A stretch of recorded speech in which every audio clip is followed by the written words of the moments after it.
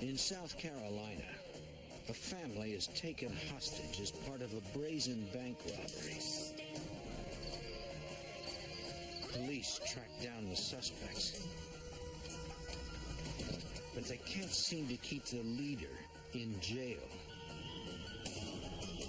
The FBI and police in 4 states are determined to stop him, but the armed fugitive is relentless in his struggle to stay free.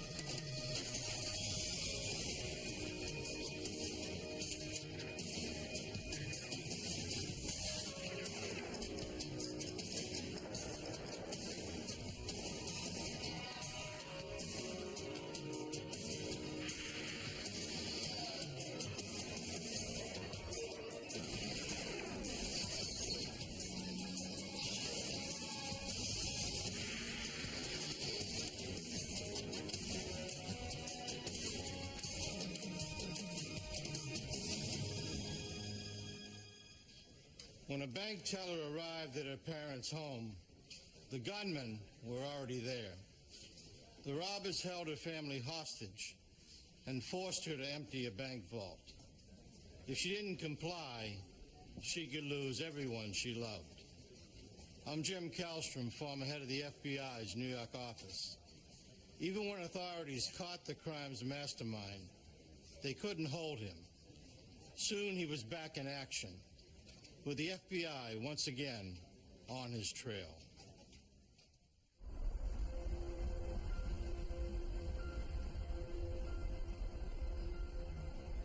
The Savannah River marks the state line separating Augusta, Georgia from North Augusta, South Carolina.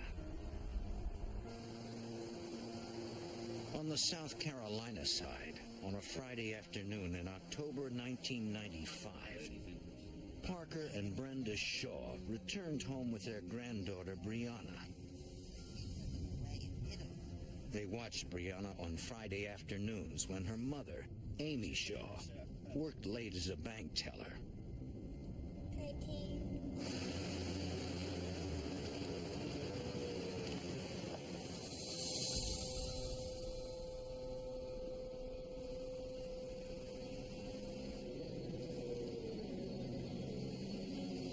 Parker tried to open the garage, but the remote door opener wasn't working.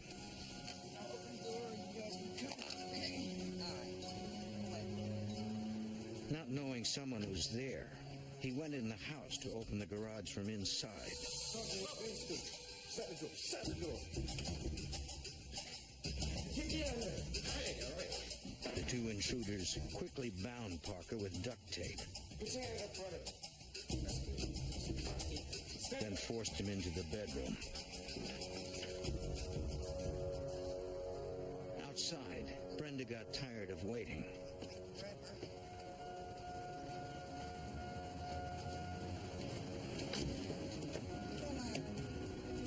With Brianna, she began to walk towards the front door. When the garage finally opened,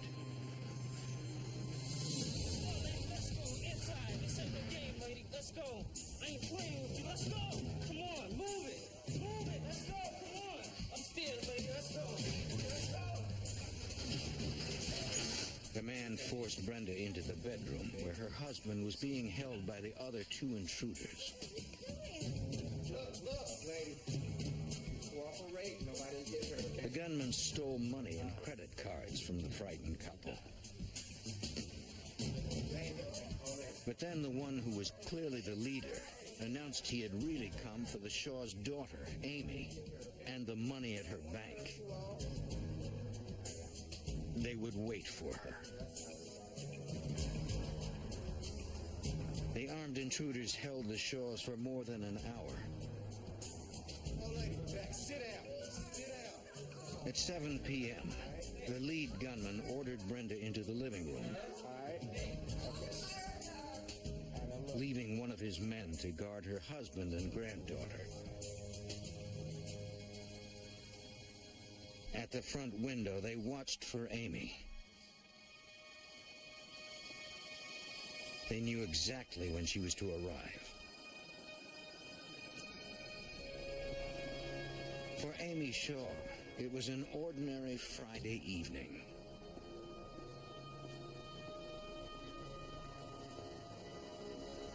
The gunman ordered Brenda to the front door.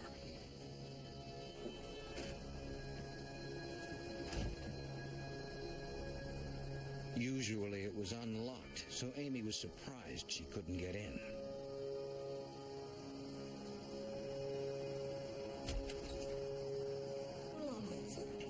She knew right away something was wrong. Get over there. Get over there. The leader grabbed Amy.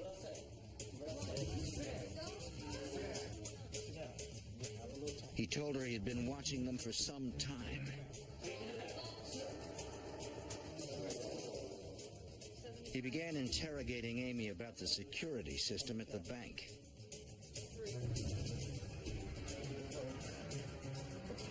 And do you have it?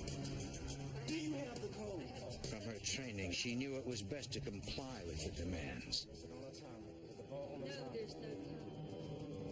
She said she could get him into the bank, but it took 2 codes to open the vault, and she only had 1. You ready?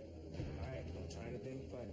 All right, turn around. He said they'd deal with that when they got there, and warned her if anything went wrong, her family could get hurt.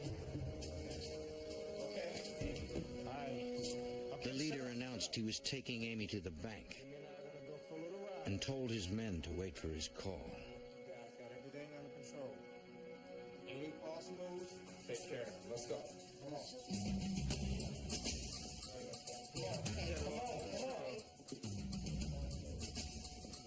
Sorry. Her parents and little girl could only hope that she would not be harmed.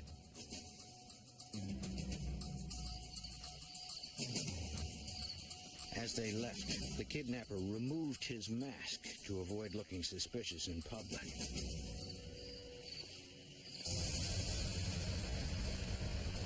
At gunpoint, Amy drove across the Savannah River from South Carolina into Georgia and to the bank where she worked.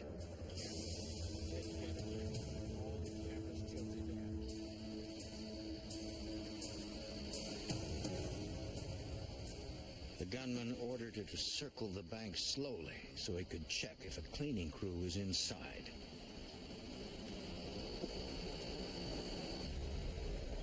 Pulling up next to the automated teller machine, Amy hoped to catch the kidnapper's image on its security camera. Deciding it was clear, he ordered her to drive to the back door.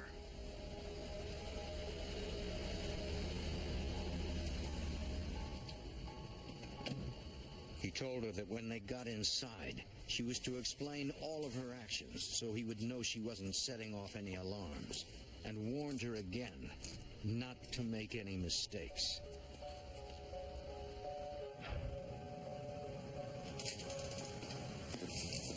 Inside, she showed him the alarm she could disable. I don't have these cards. But as she had explained, she could not open the main vault door alone. She had one combination, but a coworker had the other. It's not gonna open. The kidnapper reminded Amy that her family would remain safe only if he could get inside the vault. Get to the phone. At the Shaw residence, the intruders moved the family to the living room where they could watch the front. The Shaws hoped it would end peacefully, but the men seemed to grow agitated, their guns at the ready.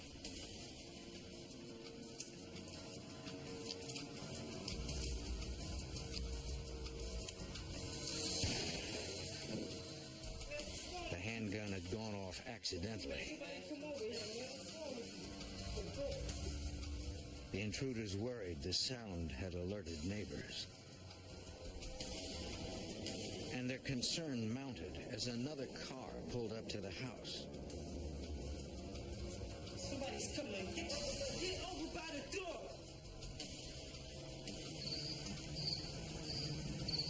It was Amy's brother-in-law and sister, and their young daughter arriving for a visit.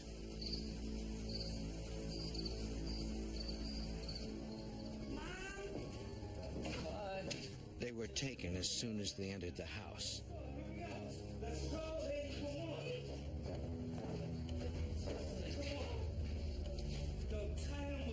The gunman now had 6 hostages.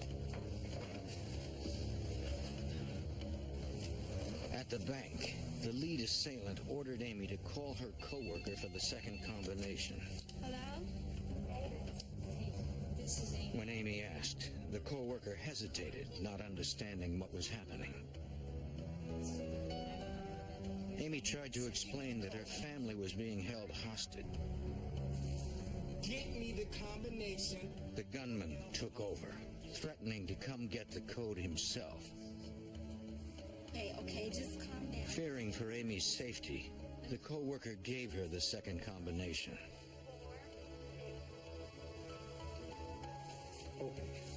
The gunman made sure the woman stayed on the line so she couldn't call police. Amy nervously punched in the second part of the combination. But the vault remained locked. You gave me the wrong combination. Make it work or else. She carefully tried again.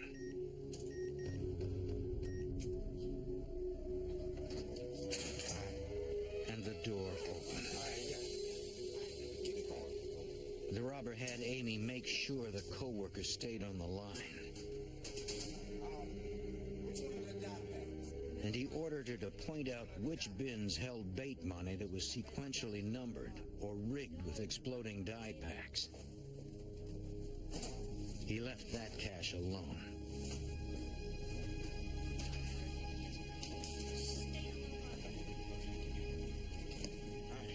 After the robber loaded up the money, he ordered Amy to call her parents' home on a second line.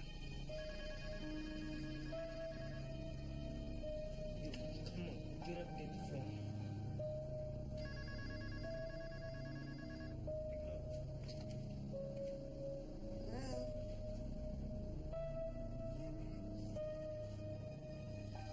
The leader ordered his men to take care of things at the house, then leave and page him when they were clear. And get out.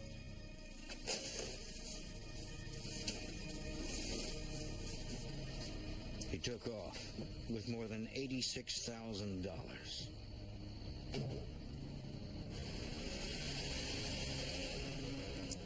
Once he was gone, Amy set off the alarm to bring help. Then, frantic with worry, she called home. Her mother warned her not to call police.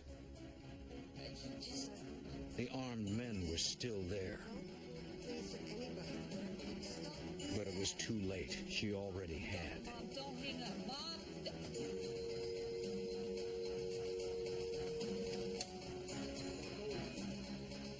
The gunman checked the terrified family's bindings.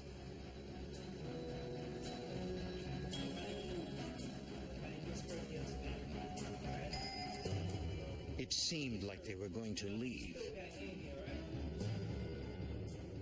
But one hesitated. There were 6 witnesses to the crime. Yo, come on, man, let's go. At 8 p.m., Richmond County Sheriff's officers responded to the bank in Georgia and learned the real crime was across the river. The lead investigator was Kenneth Booz. We relayed all the information that we had to the Edgefield County Sheriff's Office and told them that there was a possibility that the family was still being held hostage. Edgefield County, South Carolina Sheriff's investigator Don Bullock got the call. We had a family hostage situation. Respond was code 1. That's everything you got. Fast as you can get there. The family had called, saying the gunman had left, but the deputies had to be sure.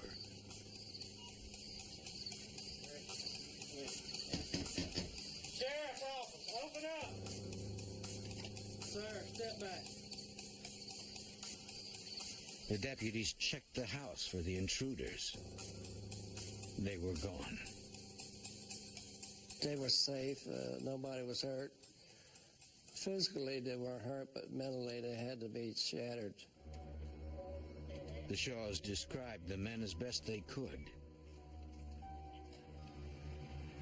They never saw faces and knew only they were African American males. The men were armed and aggressive. Come on, man, let's go. What you doing? One had held a gun to Parker's head. But the shot never came.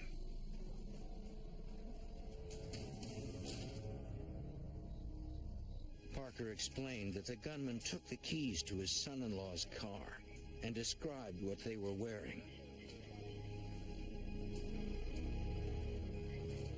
Deputies put out an APB.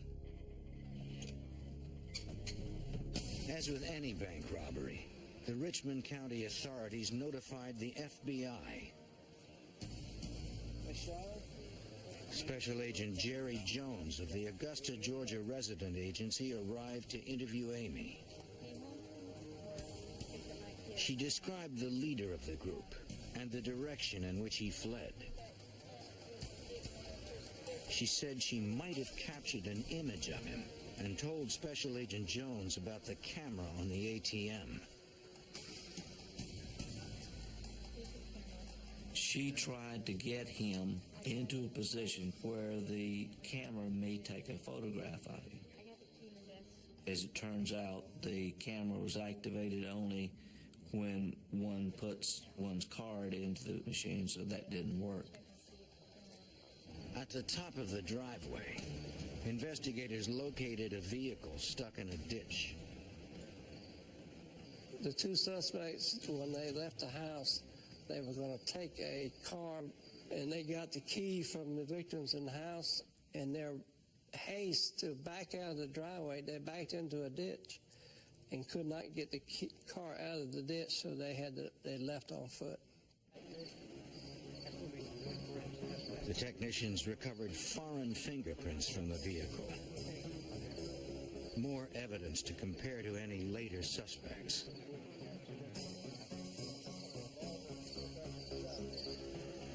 Nearby, they located several items they believed had been dropped by the fleeing gunman.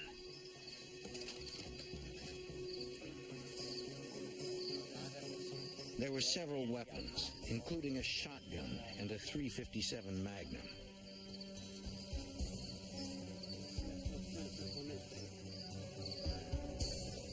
Clothes, masks, and gloves found in the bushes matched what the assailants reportedly had worn. Without the clothes, police didn't have much of a description of the suspects. They updated the already vague APB. 3 African-American males, 2 probably on foot, 1 in a dark blue sedan, armed and considered dangerous.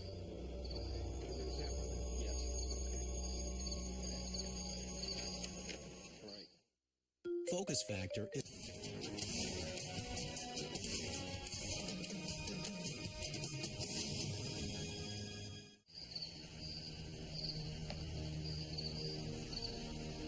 In 1995, South Carolina and Georgia authorities sought 3 masked men who held the Shaw family hostage and robbed a bank.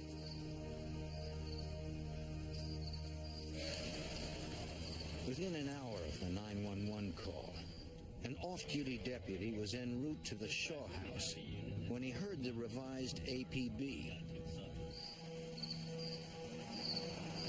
He he spotted two men, roughly fitting the description, walking away from the neighborhood where the Shaws lived. Hey guys, let me talk to you for just a second. Where you guys coming from? The deputy questioned the pair, according to Sheriff's investigator Don Bullock. They asked them what they were doing there, and they said, we were up at the church playing basketball, and they had no basketball and no transportation. Backup soon arrived. The deputies knew the church mentioned had no lights on its basketball court. And being that time of night, it was dark. The red flags just flew up. It was, he put two and two together. If you don't mind, can we just take them back around the corner in your car since I don't have a cage?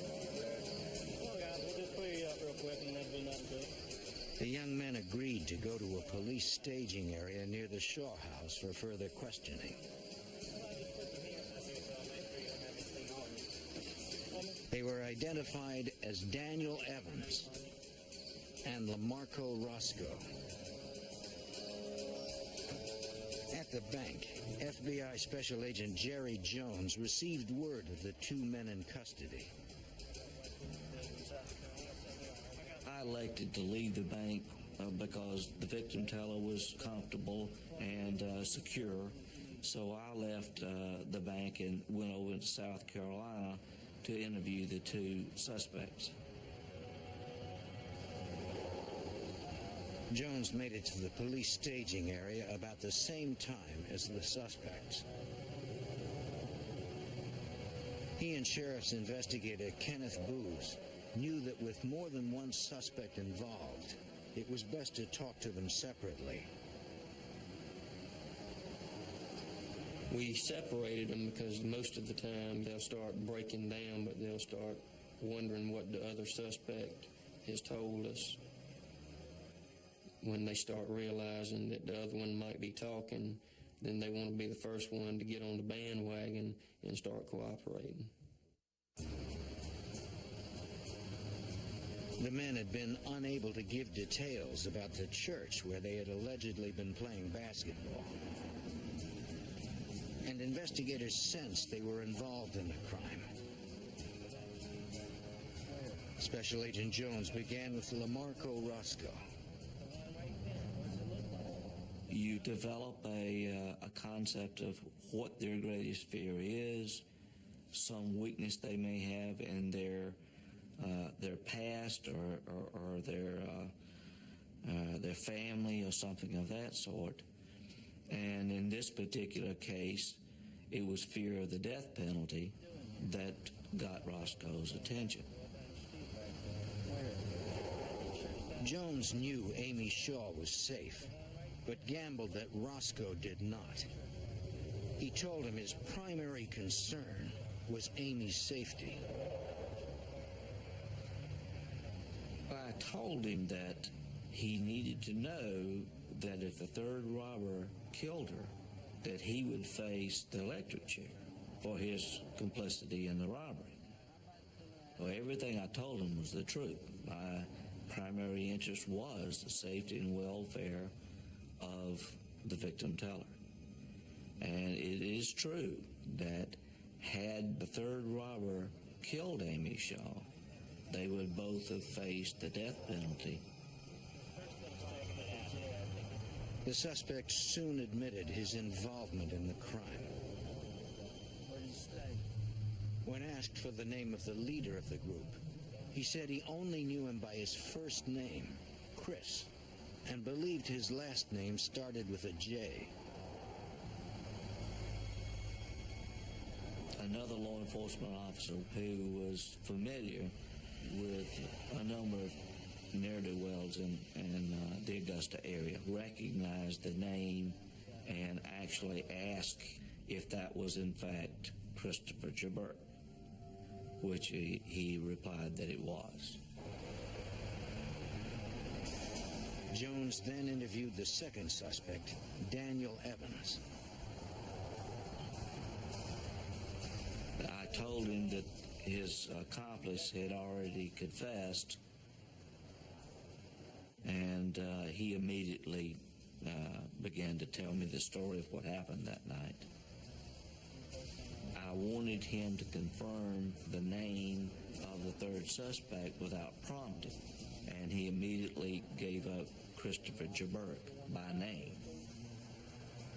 When he was finished with the preliminary interviews, Jones learned a pager number had been recovered from one of the suspects. He asked an officer to call the number.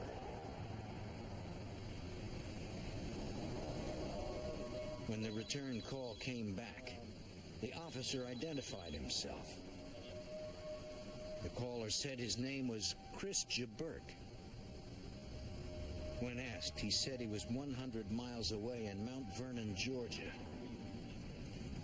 Jaburk was defensive and asked the officer if he was being accused of something. Then he hung up. If he was the lead kidnapper, he now knew police were looking for him. And with a head start and $86,000 in cash, Christopher Jaburk could be anywhere.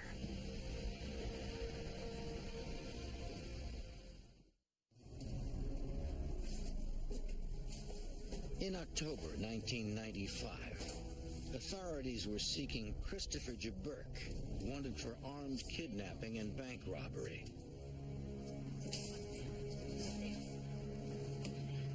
At the request of FBI agents and Richmond County deputies, Jaburk's mother called her son on his cell phone and advised him to come talk to authorities. Around 1 a.m., he arrived with his girlfriend.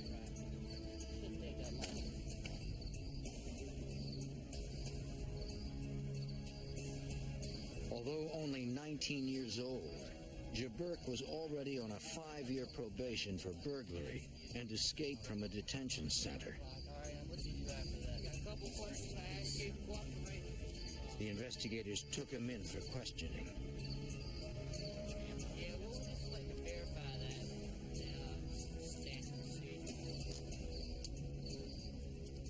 His girlfriend agreed to come in too.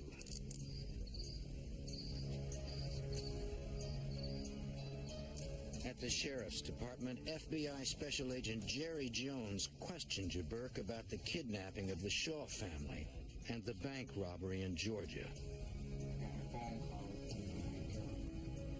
Jaburk admitted knowing the two confessed gunmen, Daniel Evans and Lamarco Roscoe, but denied any involvement in the crime.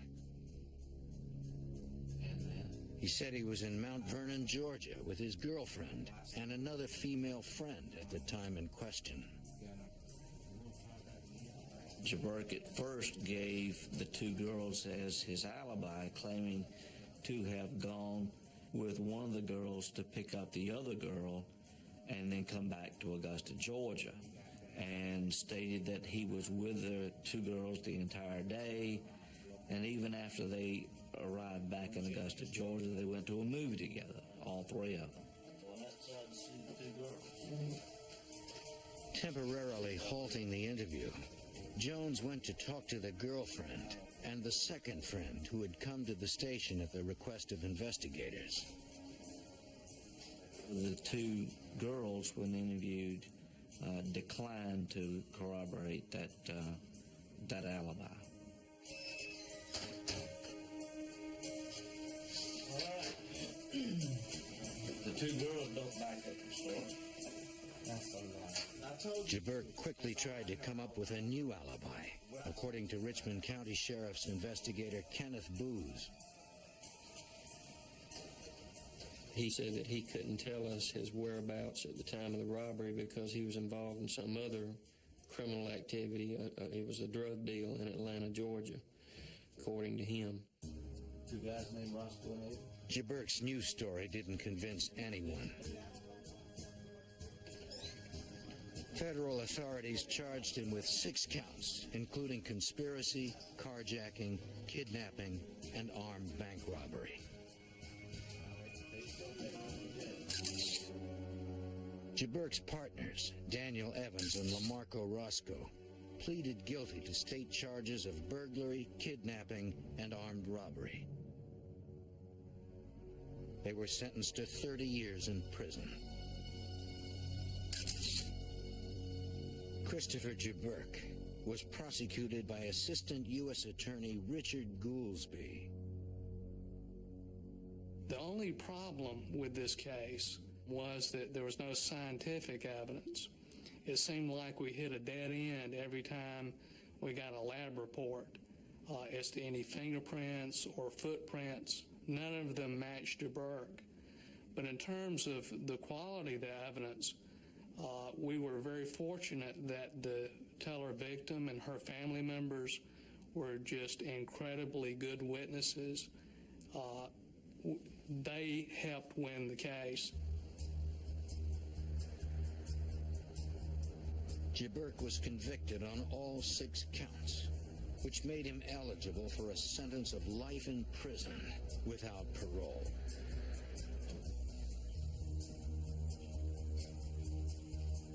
While awaiting sentencing, Jaburk was held at a small county jail.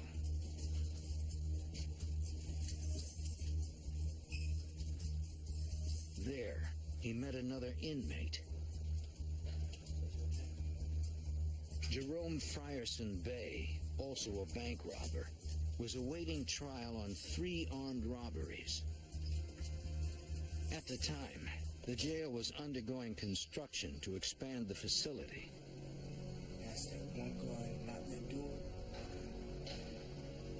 There was plenty of time to plan an escape. Yeah, I think this is right around here. On March 27th, 1996, a guard on routine patrol noticed an open door. A head count revealed 2 inmates were missing, Christopher Jaburk and Jerome Frierson Bay.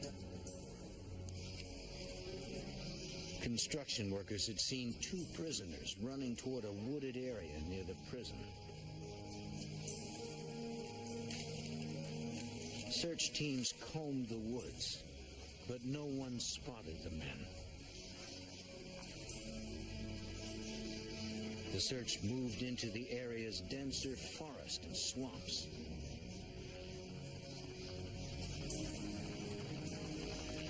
And helicopters flew grid patterns overhead. Still, nothing. Then, FBI Special Agent Doug Fender developed a surprising lead. Myself and other local law enforcement officials were conducting a separate auto theft investigation in the Augusta, Georgia area concerning the theft of a green Mitsubishi Eclipse. We were able to identify an individual in jail who indicated that he had transferred this stolen vehicle to one of the female associates of Jaburk. Agents interviewed the young woman at the hotel where she worked. Initially, she denied any knowledge of the jailbreak, but Special Agent Fender tried to get her to cooperate. When she realized she herself could go to jail, she admitted helping in the escape.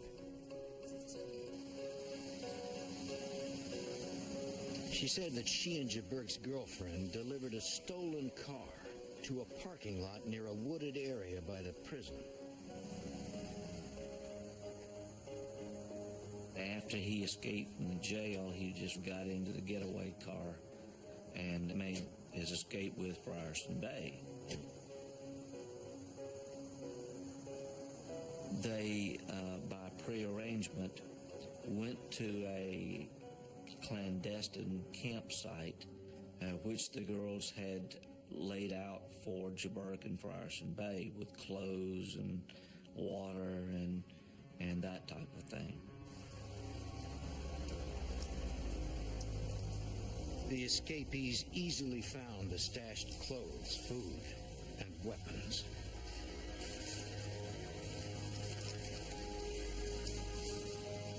They were free, but they needed money. The armed bank robbers knew exactly what to do.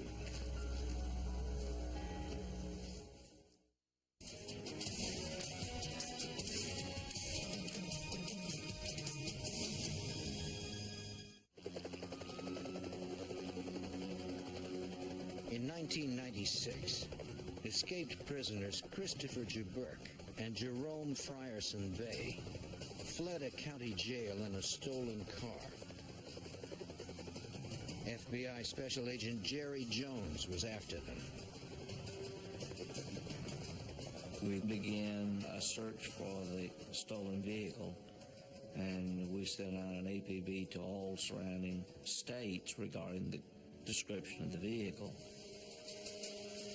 The day after the escape, a car matching that description anchored in Lumberton, North Carolina, 220 miles northeast of the jail.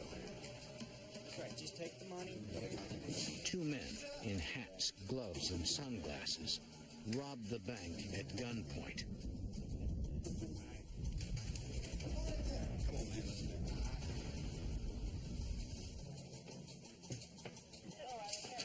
Lumberton police and North Carolina FBI agents responded to the scene.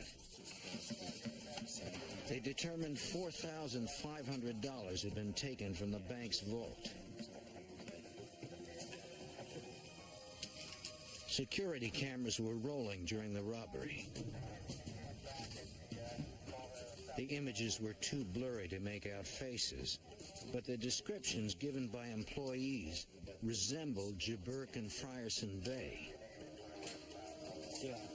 And the car they left in matched the one the fugitives had. I'll be there. Thanks. The car was the best lead for Special Agent Doug Fender.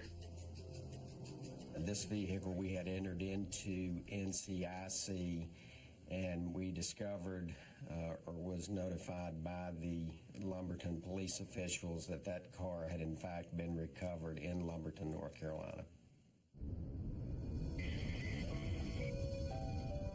An hour after that car was found, agents received a report of a home invasion and carjacking in Lumberton and went to interview the victims.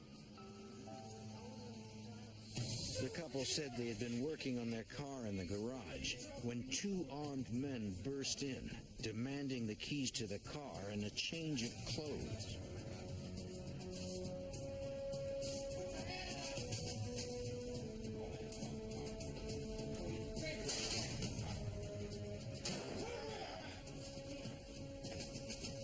Then left as quickly as they had arrived. When shown a photo lineup, the couple positively identified Jaburk and Frierson Bay. And that's the guy that came up on the left side. So we had a second vehicle, and we had an APB put out on that car. It was spotted in Raleigh, North Carolina. Jaburk and Frierson Bay robbed a bank there. The fugitives were heading north, fast. We knew that Frierson Bay had relatives in the New York, New Jersey area, so we suspected that to be the ultimate destination. Tracking the pair became a matter of following a trail of bank robberies. What we noticed was a trend of bank robberies that were occurring up and down the I-95 corridor. At the time we were tracking Frierson Bay and Jaburk, we suspected them in approximately 11 to 14 bank robberies up and down the East Coast. Agents focused their search in New Jersey, where Frierson Bay had family. Based upon two tips that were called into a nationally televised program, Frierson Bay was tracked to a motel located in the Paterson, New Jersey area. A surveillance by members of the New Jersey FBI office was established. Once these agents were able to establish that Frierson Bay might be staying in the motel room, they remained on the premises. If he were inside and armed, approaching the door would be dangerous. It was decided to wait him out. Soon they would learn the fugitive would not go down without a struggle. On an all-new song. After two escaped prisoners committed a string of armed bank robberies, agents believed they had tracked one of them, Jerome Frierson Bay, to a New Jersey motel.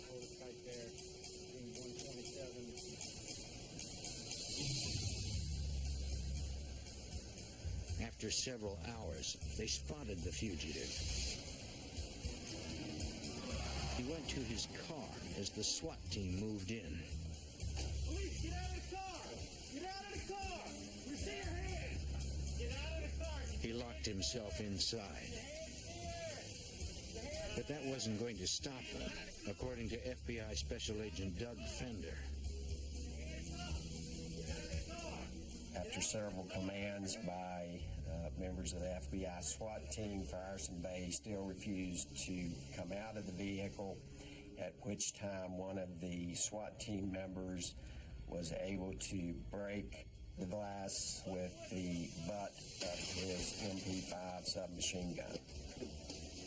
Frierson Bay was then forcibly removed from the vehicle.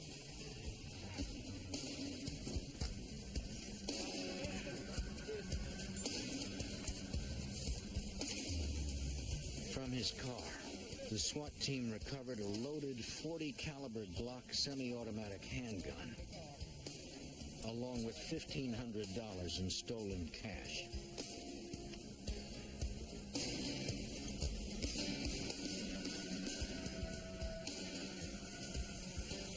A search of the motel revealed no sign of his partner, Christopher Jaburk.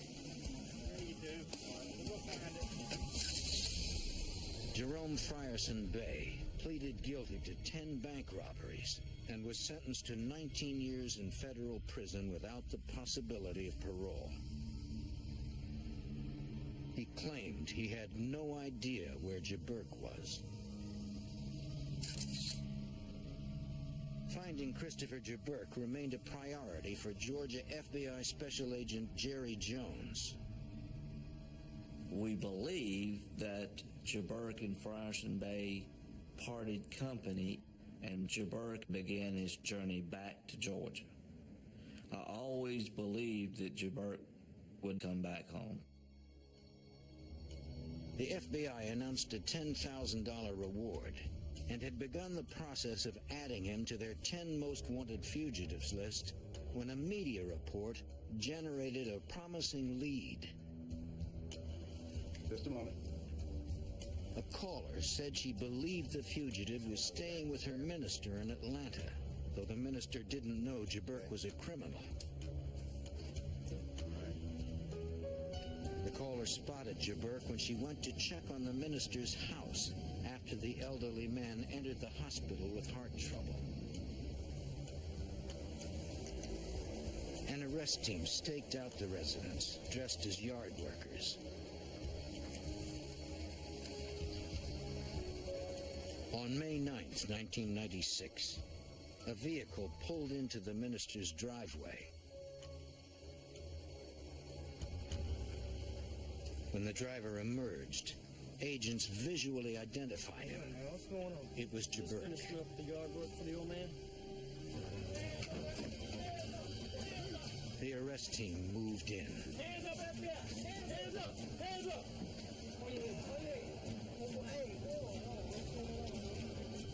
Surprised and cornered, Jaburk did not try to run.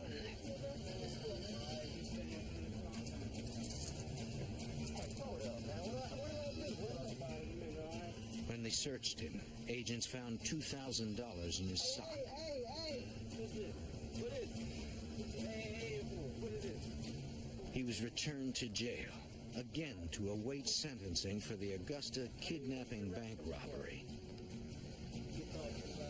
When Jabert was apprehended in Atlanta, we thought the pressure was off and everybody took a big sigh of relief and went home for a short period of time. Jabert was not giving up.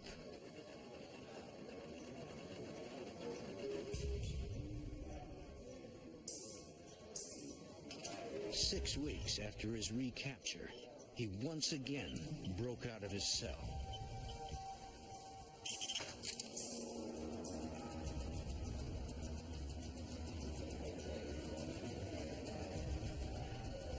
When Jabert escaped and I received the telephone call, I responded to the jail to try to secure whatever evidence was there. We found a partial saw blade. When he got through the window of the jail, there's a huge double fence around the confinement area covered with concertina wire. So he had to get over that fence and over the concertina wire. Agents searched the grounds and the fence topped with a razor-sharp wire. They recovered shreds of a prison uniform. And we actually found traces of blood there, so we knew he was injured. But he was on foot.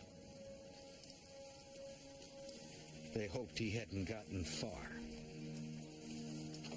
So we began to trail him through this rural wooded area, which also leads to a swampy area, probably around 10 square miles. We immediately brought in tracking dogs, which led us directly to the wooded area. So we knew the route of escape that he was trying to accomplish. As old as I was, out with the younger people going through the woods, and we tracked through there for days, for several days, without finding him.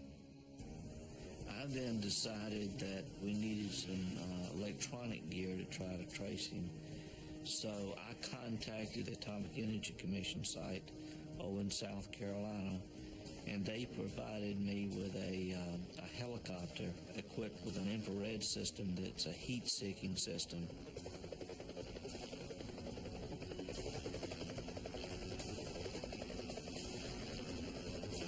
They searched dozens of square miles with a highly sensitive equipment.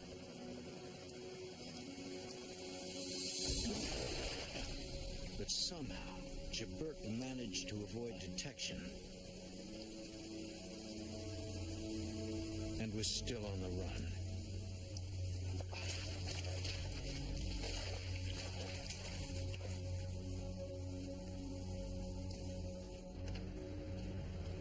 Four days later, an off-duty sheriff's deputy in nearby Appling, Georgia, thought he spotted the fugitive.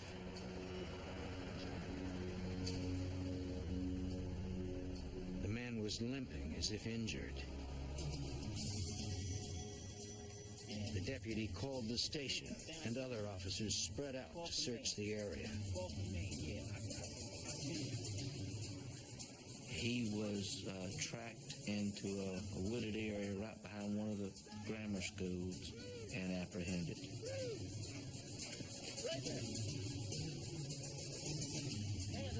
Christopher Jabert was again in custody. 2 weeks later, he was finally sentenced for robbing the Augusta Bank and kidnapping Amy Shaw and her family. Assistant U.S. Attorney Richard Goolsby fought to keep Jabert off the streets forever. Our role is to try to protect the community. That's one of our important responsibilities. So we were concerned and felt like that we should ask for the maximum in Jabert's case And fortunately, the court imposed the maximum, life in prison plus 5 years. Jaburk was transferred to the maximum security federal penitentiary in Atlanta, Georgia.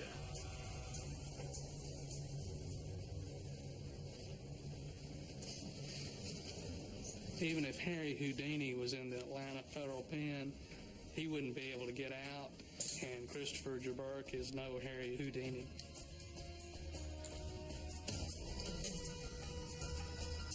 No one doubts Jaburk will try again.